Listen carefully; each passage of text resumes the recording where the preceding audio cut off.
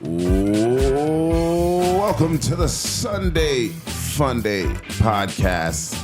Your hangover never sounded so good. I'm your host, Akil Patterson.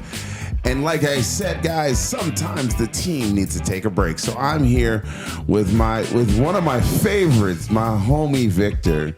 How's it going, guys? I'm Victor. Who's just a great guy, great young kid. He's a different type of artist. Like, I think he's a thought leader. I think he sees the world differently. So let's get to it here on the Sunday Fun Day podcast. Oh, you killed that intro. Always do. Like, follow, and subscribe, by the way. And make sure you follow us on Instagram at sfd.podcasts, where we go live sometimes, having fun, out and about. Last night was a wild one. It was wild. I told you. I ended up at a producer's house, a gentleman that makes documentaries and produces. Nice. And I ended up at his place, and he got so interested in the podcast that like he was making me show him episodes. Really? It was quite creepy, actually. I felt awkward. You wanted to invest? I don't know if he wants to invest. It's just like he was just really into it, showing just a ton so of interest. into it. Yeah, but that's a good thing. You have people that like your podcast, and they're like, well, hopefully they like it. I mean, we've gone through some ideations recently, so I've had to change some stuff up. But anyway, let's talk about you, Victor. You took a trip this summer. I'd like to think of it as an adventure. You took an adventure. Collective adventure, yeah. You know, here's what I know. You came to me at the end of the year, and you said, I think I'm gonna go to Portugal. Yeah, I remember that day actually. Exactly when I said that, it was at the end of a wrestling practice. Yeah, and I was all tired and sweaty, and I saw you, and it was my mother proposed the idea. Really? Mm-hmm. Your mother's a smart woman. She's like, I think I'm gonna go to Portugal. I was like, really? He's like, yeah. I was like, oh, you're gonna go with a friend? No. By myself. I mean, listen, this is how like people end up on milk cartons. Like, that was my biggest fear. Like, I'll be scared. I was a scaredy cat. Yeah. Well, the reason I took this trip was because I was getting too comfortable, I feel. Every single day I was seeing the same people, seeing the same things, going to the work, job, everything. It got not repetitive. It was a little different, but it was comfortable. I desired something more. And I wanted to do a gap year, but 8 months, 9 months, that's a long time. So my mom was like, maybe you should just do the summer. And I was like, that's a great idea, but I want to see my friends and I can't work and all these things. But it all came down to one. I remember the night that I made the decision. It was go to Portugal for 10 weeks by yourself, or don't, and stay and work and blah, blah, blah. There's two pillars. There's the one night I was on a walk by myself. I live up in the woods. And so I was on a nighttime walk looking at the trees and everything. And I thought in my head, what would the possibility be? What would the story be if I did? Who could I become if I did? I was just thinking about, there's a version, there's a version of myself that decided to go, and there's a version that decided not to go. This is like the multiverse right here. Exactly. You're like, if I go or if I stay, like your body in that instant, like separated. Yes, exactly. Yes. It was just like, I had two choices, and it was like, one, like who would I want to be, Who do I see myself in the future, I have a vision of myself, like of what my ideal self would do. And at that moment, I thought, who the highest version of me, my ideal self, what would that person do in this situation? And I felt that also, if I were to not go to Portugal, that would be an act of giving into fear. That would be a loss that I take. That would be an opportunity I wouldn't have taken because I was fearful. And that right there, I knew exactly that I had to do it. I don't take L's. I learn lessons. Yeah. I want the world to remember that I don't take L's. I learn lessons. That's right. But you're about to take the L, and you decided not to take an L.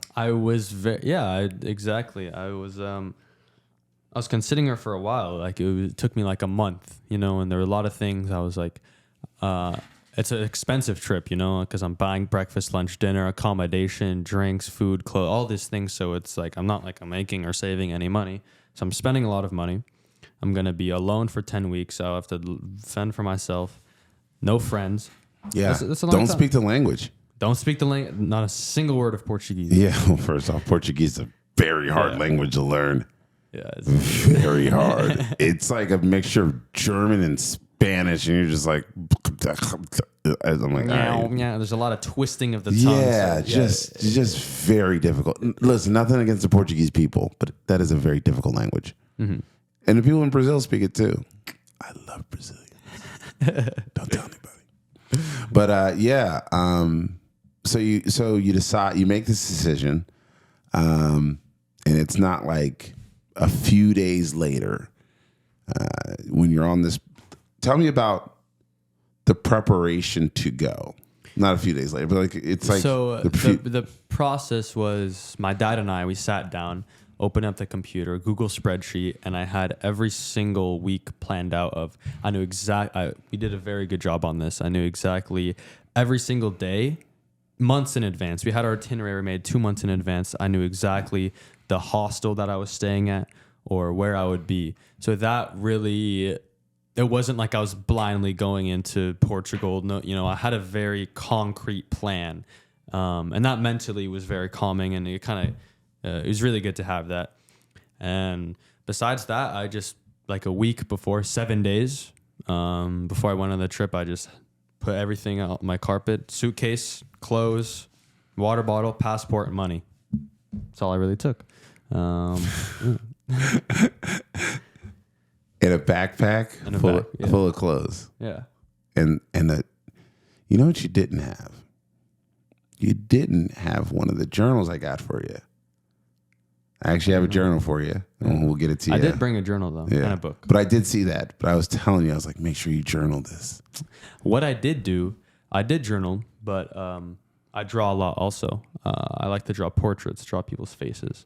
And so a lot of the time what I would do is I'd find a church or a coffee shop, and I'd go down, have my earbuds in, get a $1 espresso, you know, it's great. I'd be drinking. So I'm really activated. The caffeine high's hitting me. I sit down and I stare at people for like 2 or 3 hours. I would just stare at people. And then I'm sitting in the coffee shop, right? Someone walks in the door, pencil, and I'd stare them down and draw their figure, you know? And people come, get coffee, go. Sometimes I only get 2 minutes or a minute to draw them. So it was really quick and sketchy. But then other times there are people sitting on the couch or, you know, on the book or something, and I get a really detailed, like 20 minutes, just super detailed sketch. And that would really trained my eye to be observant of, you know, what people look like. And at the same time, as I'm drawing them, I'm thinking in my head, I'm constructing a story of who I think they are, you know. People are always sending signals about, you know, the way they look, the way they present themselves. You could tell what, not exactly, you know, because you can't read people's minds, but if someone has slouched shoulders, you know, their eyes are down, you could pick up signals of how they're feeling based on the way that they look, their body posture, all these things. And I became very keen to that and very observant about that thing. And another thing is, because I didn't speak the language, I would spend a lot of time, you know, when I would look at someone, interaction between two people, they would talk in Portuguese. I don't understand any Portuguese. And my mind naturally tries to understand what they're talking about. And since I don't speak the language, my mind has to shift to different things. So instead of the words that they're saying, it's how they're saying it, how loud they're saying it, you know, the mannerisms. The mannerisms, yeah. Exactly. And there was a podcast we did a while ago. What is a Man? Just came out recently, but you won't see this for a couple months. Who cares? But in it, this German gentleman is here, actually sitting in that seat, and he speaks something into the microphone, and I say, "Oh, you said that you're happy to be here," and everyone's like, "Oh man, how do you know you speak German?" I go, "No, I've been to enough countries, and I've listened to enough dialect that you start to realize, like, language isn't everything. It's only part of the thing. Because at the end, you can understand an entire conversation or have an entire conversation with somebody that doesn't even speak the same language as you, just by, like my friend Andre Manguzzi. I go back to this because it was really dope in my life, but my friend Andre Manguzzi was an Italian wrestler, Olympic gold medalist. We were roommates at the New York Athletic Club. We became friends. Andre speaks zero English. Zero. Like nothing. Like he might be able to say car, and that's about it. But I would say, manja, espresso, manja. And I'd be like, manja. And we'll go to eat dinner. And then we point to somebody and we have that look and we're like, big woman. And he's like, and he's like, boom, boom, boom, boom. You know, and we would do stuff like that, but we didn't speak the same language. And just in those moments, you're just like, this is the most genuine relationship exactly, yeah, I have ever had. You could tell so much about what someone's thinking, feeling, just without any, you know, how their face. Yeah, they get to tell so much if they're smiling, if their face is lit up or so down. I got really good at doing a lot of just like, you know, trying to get for a bus ticket, and the guy's just like, he just said something, and I'm just like, yeah, no, a lot of, you know, the neck chop and the thumbs up were my two best friends. So that's something you kind of. I feel like I had full conversations with people and they were speaking tons of Portuguese to me, and I was just speaking English, but it was just like the energy that they were conveying, that they were giving off. Were they, you know, excited or happy about, you know, me being there, or were they like, oh, get the fuck away from me, you know? So get this child out of my face. So you spent a couple of nights in, like, was it Prague or no?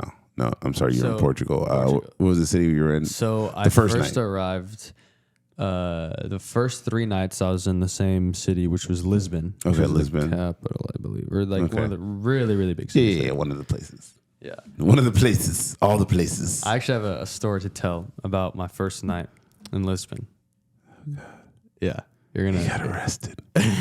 No, what happened? Worse. So, we said worse. It was worse. So okay. Oh God. This is if you ate a meal before this, I'd advise, you know, maybe skip it. But here's what happened. So I wake up in the morning, you know, and I'm 18, and so the legal age of drinking was 18. So, you know, I was drinking the night before, legally. And okay, we're understanding. Listen, we just had I had Kush on too. Kush was like, "This is so stupid. Like our laws here are dumb." Like he's like, because all we learned is how to sneak around and drink, and it's over there that's like part of the culture, and people don't get as wasted. Fugazi, boy. Okay, so basically back to the story. I woke up in the morning, you know, I'm in the hostel. This is my first night in Lisbon. Okay. And I have 10 weeks ahead of me. And I'm scared shitless. I'm like, okay, I'm in a new country. I'm trying to make friends, right? And I'm just like, my mindset in this moment was I was a small mouse in a big world of mice. You know, I was very afraid. Okay, yeah. And I felt like young. You were a fish in a big pond. Yeah. And you're like, I was a guppy in the ocean. Yeah, exactly. And I'm scared. So you were scared. I wanted to I wanted to eat breakfast. You were scared? I was scared. Okay. And I was hungry. And so I went, and there was these Australian guys, right? And I was like, ballsy, came up to them like, you guys want to go get some breakfast? I'm like, yeah, sure. It was all good. And then we walk, and Lisbon, it's very uphill, downhill, side to side. It's not like a straight path. So walking, you're sweating. And this is like 10 a.m. So I'm walking with these guys. And from the hostel, we walk 15 minutes to some yogurt place. And I'm starving, right? And then so I go to the yogurt place, and I order everything, like the yogurt bowl with everything on it. So I get this big monstrous bowl of yogurt with like honey, Nutella, 15 different kinds of seeds, banana, strawberry, kiwi, just everything in it. You are setting yourself up for failure. And then I'm like, hell yeah. And I eat all of it super fast. Did the Australians make fun of you? They were like, this dude is crazy. Look how much he's eating. And so I eat. Oh, he's eating. However they say it. So I eat all of it, right? And I'm feeling great. You know, I just had this big breakfast, and then the Australian guy's like, okay, we got to go catch a train. I'm like, okay. See you guys later. That means he dapped them up, you know, back in the old days. Shake hands. And I'm like, okay, well, the sun's out. By this time, it's like 11 p.m. And Lisbon's very touristy, so the streets are always packed during the day. And I start walking back, you know, and I'm feeling good.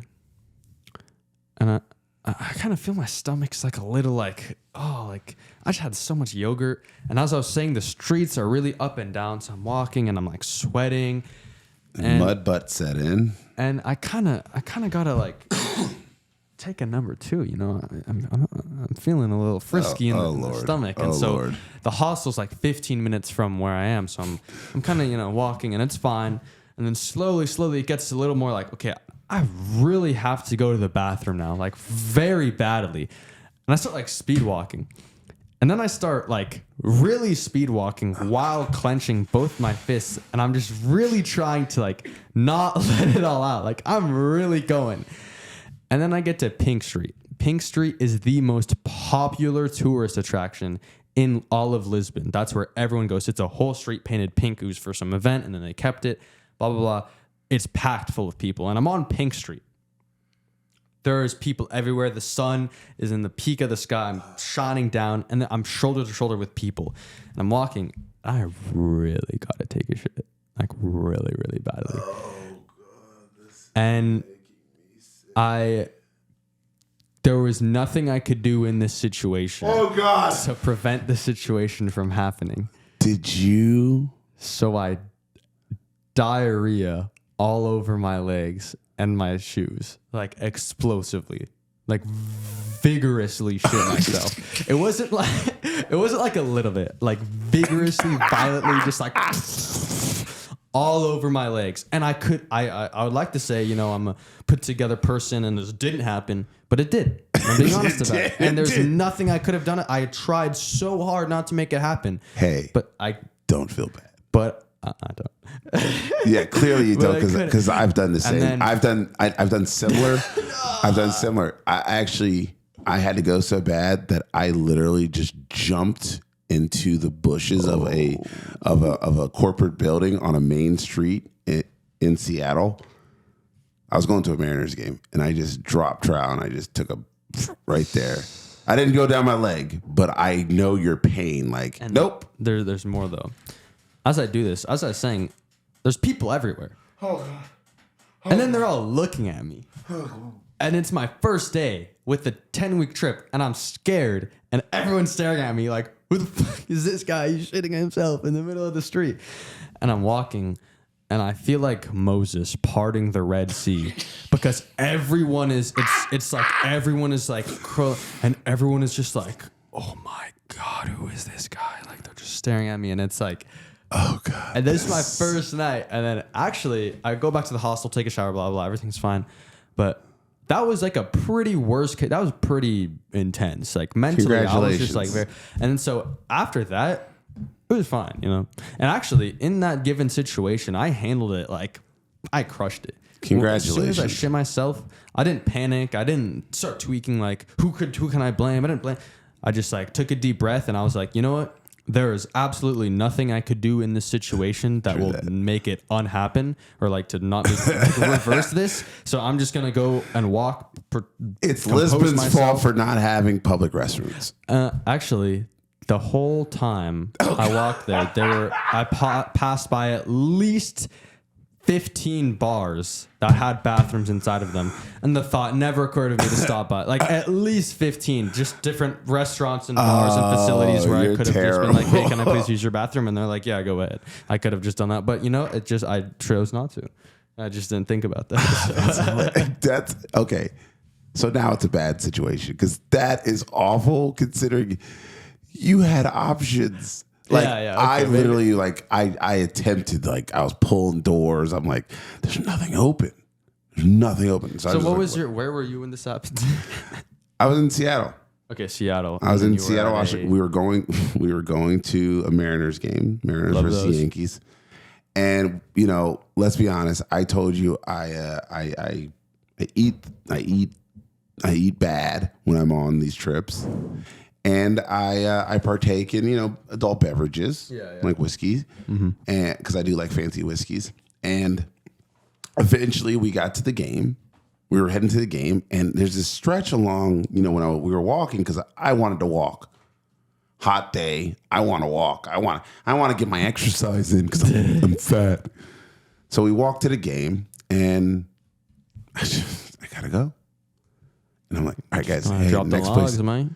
Hey, no, because we had seafood that morning, so we went down to the Seafood and for breakfast. Yeah. Oh, yeah. We went over guy. to the what is that? The wharf down there. I don't know. Seattle. Down in Seattle. It's where the pier, the marketplace. Oh yeah. Where they catch the fish and all that crap. Yeah. I know what you're talking about. So we were down there, and there's this restaurant, and I had like a crab bowl, which is basically crab dip inside of a bread bowl, and I ate the bread. I was a fatty that day. Fat, I was hungry, I wanted food. I was a fatty. Yeah. I ate this stuff, and let's just say that not soon after. What are you doing to the camera? Making love to it? You're a weirdo. I get down there, and we get down to the business district. Nothing's open. I'm trying. I'm looking for places on app. I can't. We're walking. We're a mile in. I'm like, oh my God. I'm looking, nothing. And I just finally look at my buddies. I go, dudes, keep walking. And I see this. There's a finance building, and it's got these leaves that are up, and it's got these levels. And I look, and I go, perfect. I pull down. Just terrible. And you know what? Because it was near those leaves, I had the leaves, and I was able to wipe up. I was all wilderness that day. Good shit. Funny. That happened when I was 37. You're just I'm 18. I'm 37, man. It happens. It happens. Yeah. Can't do anything about it. Dude, that is ridiculous. So, after your mini fiasco, where'd you go to next? Okay, so I was there for 3 nights. And then the next 3 nights, I was on there's a city called Albufeira on the west coast of Portugal. The Albufeira is there's a ton of beaches there, and it's known for the super clubs. So I go there. Is that like Supermax? You don't know what Supermax is. It's basically there's a street with buildings 3 stories tall that were clubs that had balconies. And when you go there at 11 p.m., there's just people flooding all 3 balconies. It's the size of So this is where you took your infamous late night photo. You had your photo. You put it on Instagram. It was a late night photo. You were down there like this, and there was black dudes behind you. Yes. There's some girl with her leg up in the air. Yeah. That was some kid. Get on his back. That was Albufeira, and it was. I enjoyed it there, but me personally, this is something I realized about myself is that I don't really enjoy I went there sober and alone to a super club. I would not wish that experience on my worst enemy. It was horrible. I went there and I just looked around at humanity and I just saw the grossest things. People super fucked up on drugs, drunk and high. And they're just I'm 18, I'm looking and these guys are 35, 40. You guys are just adult, they have their shit together or whatever. And they look, they're destroying themselves, and the way they talk and touch it and crazy, And I hated it. And then the next day, I went by myself on the beach. I went to a nice view spot, had a water bottle, played some music on my speaker, and I was like, wow, this is way better than last night, You just don't like a lot of people. I like people. It's just no. You just you don't like a lot of people. Not a lot. Not shoulder to shoulder. Yeah. I'm starting to recognize that's a generational thing for you guys. You're not super close. The boundaries, for me, shoulder to shoulder at a bar is a good thing. That means it's packed and everyone's there. But I've noticed a lot of people are I'm not into that anymore. Because, when it's shoulder to shoulder and it's loud and you can't hear or see anything and you're looking around, I'm trying to talk to people. What do you have to tell me that I didn't know before? What knowledge can I gain from you? Clubs are not for speaking. They're for grinding. They're for minding. They're for dancing and erratic behaviors. Yeah, mega clubs are not like they are not for talking. You're not going to meet your bride. Yeah, definitely not. You could meet your bride, but you're generally not. Like this is the last stop before Blackoutville. Yeah. So that was Albufeira, and you clearly didn't have fun. Not after like 1 p.m. But in the mornings it was nice. I would go and read and go to the beach, and like that was cool. But it wasn't that great. You're just not a party guy. Not a party guy. Like you're a guy that likes to have fun, but you're not a party guy. Yeah, you can have fun in many different ways. Well, no, you're not a party guy. You're not a party guy. Yeah. Like party guys, they'll keep you up to 3 o'clock in the morning. You're like, I gotta go to bed. Yeah. Deuces. Bye. Nope. Learn when to leave. That's I feel like this generational conversation is very much needed. Yeah. Like, learn when to leave. Like, people stick around far too long. Sometimes you just gotta go home.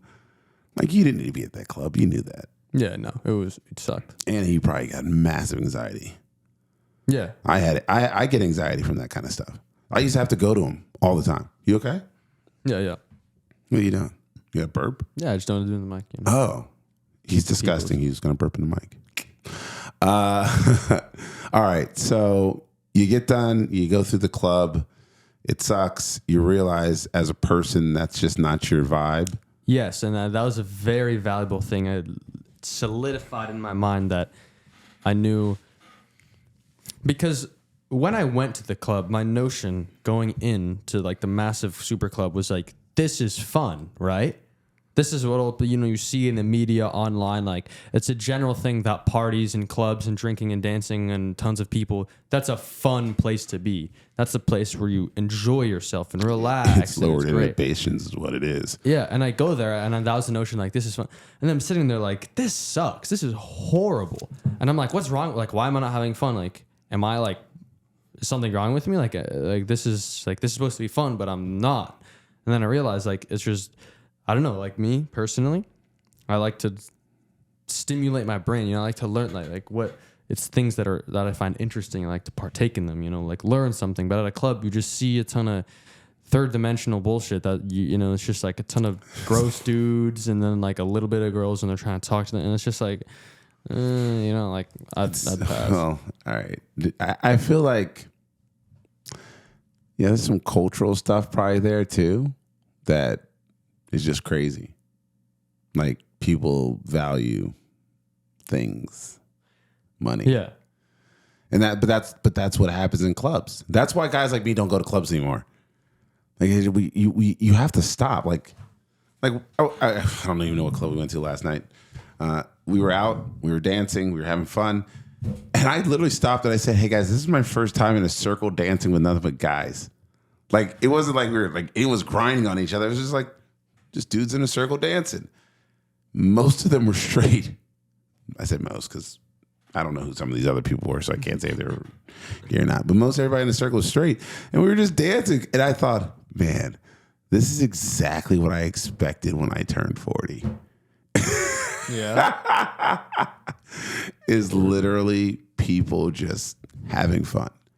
I mean, I think that's what I envision for your generation, is to stop being so daggone anal, and just have fun. But at the same time, I think you learned a very important lesson. Not every space is meant for everybody. Yes. Club, not for the V-man.